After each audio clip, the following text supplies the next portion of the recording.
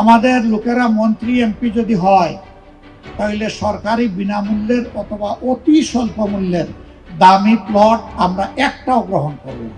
নির্বাচনের আগে ২০২৫ সালের ৭ই নভেম্বর সিলেট নগরের একটি কনভেনশন হলে মহানগর জামাতে আয়োজিত সুধী সমাবেশে জামায়াতে ইসলামীর আমির ডক্টর শফিকুর রহমান ঘোষণা দেন, আগামীতে আমাদের একজনও যদি এমপি নির্বাচিত হন, তাদের কেউ সরকারি প্লট নেবে না ও বিনা ট্যাক্সের গাড়িতে চলবে না। তিনি আরো বলেছিলেন, যদি কোনো কারণে আল্লাহর ইচ্ছায় আমাদের বিরোধী দলে বসতে হয়, আমরা তাদের আশ্বস্ত করছি, প্রতিটি মানবিক ও ভালো কাজে আমরা অবশ্যই তাদের কর্মী হয়ে কাজ করব।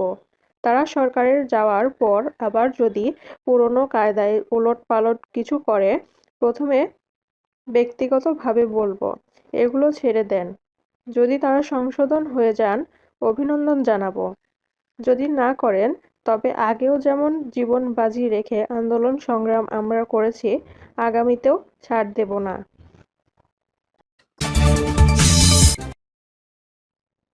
বিএনপির সম্ভাব্য মন্ত্রিসভায় আলোচনায় যেসব নতুন মুখ। ত্রয়োদশ জাতীয় সংসদ নির্বাচনে নিরঙ্কুশ জয়ের পর সরকার গঠনের প্রস্তুতি নিচ্ছে বাংলাদেশ জাতীয়তাবাদী দল বিএনপি। আগামীকাল মঙ্গলবার নতুন সরকারের শপথ গ্রহণকে সামনে রেখে রাজনৈতিক অঙ্গনে এখন সবচেয়ে আলোচিত বিষয় কেমন হতে যাচ্ছে দলের প্রথম মন্ত্রিসভা এবং কারা পাচ্ছেন গুরুত্বপূর্ণ মন্ত্রণালয়ের দায়িত্ব। দলীয় সূত্র জানিয়েছে, প্রথমবারের মতো প্রধানমন্ত্রী হতে যাওয়া তারেক রহমান তার মন্ত্রিসভা গঠনে প্রবীণদের অভিজ্ঞতা ও নতুন নেতৃত্বের সমন্বয় রাখতে চান। সেই লক্ষ্যই পুরনো নেতৃত্বের পাশাপাশি একাধিক নতুন মুখ অন্তর্ভুক্তির বিষয়ে গুরুত্ব দেওয়া হচ্ছে। এছাড়া বর্তমান অন্তর্বর্তী সরকারের উপদেষ্টা পরিষদের কয়েকজনের বিষয়ে ভাবছেন দলটি। দলীয় সূত্র আরও জানায়, বিএনপির শীর্ষ নেতা তারেক রহমান নির্বাচনের পরের দিন থেকেই প্রতিদিন গুলশান কার্যালয়ে বৈঠক করছেন।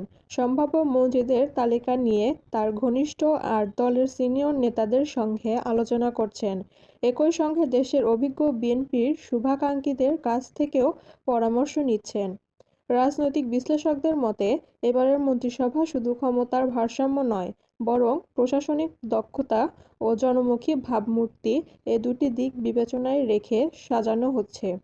বিশেষ করে অর্থনীতি পুনরুদ্ধার, আইনশৃঙ্খলা পরিস্থিতি নিয়ন্ত্রণ এবং প্রশাসনিক সংস্কারকে সামনে রেখে দক্ষ ও পরিচ্ছন্ন ভাবমূর্তির ব্যক্তিদের অগ্রাধিকার দেওয়ার কথা ভাবছে বিএনপি।